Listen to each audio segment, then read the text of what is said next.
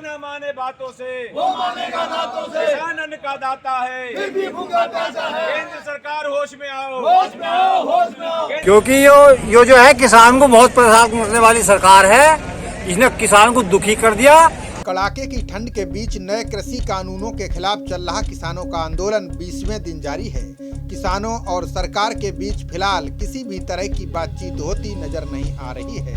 कानूनों की वापसी को लेकर किसान नेता अड़े हुए हैं। सरकार इन कानूनों में केवल संशोधन करना चाहती है।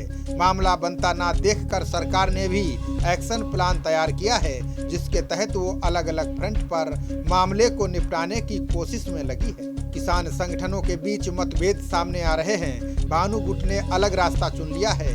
ये बात अलग है कि भानु गुट अभी भी धरने पर बैठा है। सरकार लगातार किसान संगठनों से चर्चा कर रही है। कृषि मंत्री इन संगठनों से मुलाकात कर रहे हैं। ये संगठन कृषि कानूनों के पक्ष में बयान भी कर रहे हैं। उत्तर प्रदेश, केरल, तमिलनाडु, तेलंगाना, बिहार और हरियाणा जैसे राज्यों के 10 किसान संगठनों ने केंद्रीय कृषि मंत्री नरेंद्र सिंह तोमर से मुलाकात की। ऑल इंडिया किसान कोऑर्डिनेशन कमेटी के बैनर तले इन किसान संगठनों ने कृषि कानूनों को किसान हितैषी बताया है।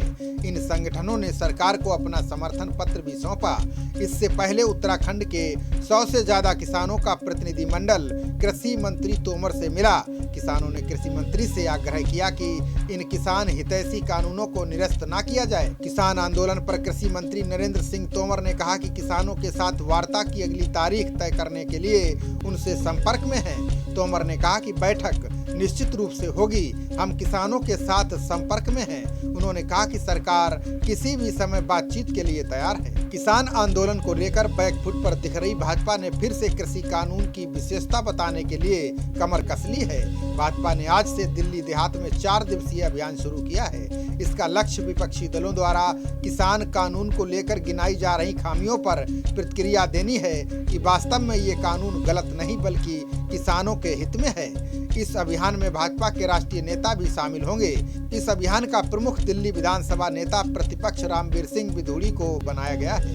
विधूड़ी ने बताया है कि दिल्ली में कुल 16 बड़े सम्मेलनों का आयोजन किया जाएगा। चौपाल बैठकों के माध्यम से भी किसानों से संवाद किया जाएगा। किसान आंदोलन की बात करें तो आंदोलन को व्यापक रूप देने की तैयारी में संगठन जुट गए हैं। अब आंदोलन में किसान परिवारों की 2000 से अधिक महिलाएं आंदोलन में शामिल होंगी।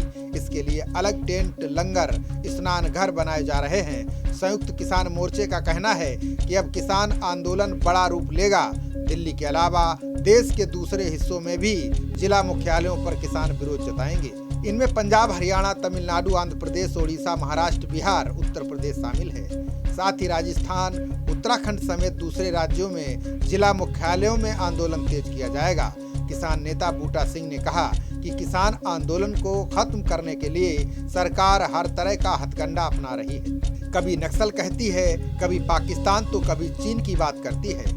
हमें लोगों का समर्थन है। सरकार की कोशिश फूट डालो है, लेकिन किसान डटे हुए हैं। जब तक सरकार कानून वापस नहीं लेती है तब तक आंदोलन जारी रहेगा। सरकार का जो 3 कृषि कानून है, 3 काले कानून वे उन्हें वापस लिया जावे।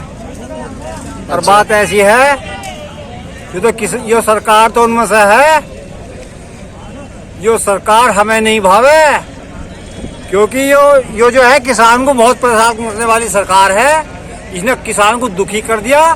6000 रुपये देख के किसान को खुश कर रही है और ले रही 20,000 वापसी। वो कैसे ले रही? बिजली के बिल इतने बढ़ा दिए जो किसान से नहीं दिए जा रहे।